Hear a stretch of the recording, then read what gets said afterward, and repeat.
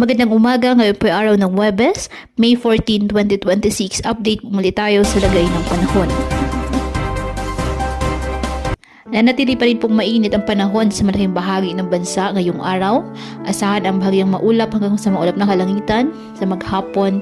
Ngunit sa bandang hapon po hanggang gabi ay may posibilidad pa rin ng mga localized thunderstorms sa malaking bahagi ng Luzon at ilang bahagi ng Visayas at Mindanao.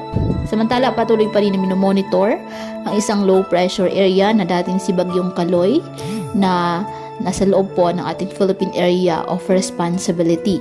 Inaasahan itong magiging halos stationary o mabagal ang galaw habang patuloy na humihina sa karagatan.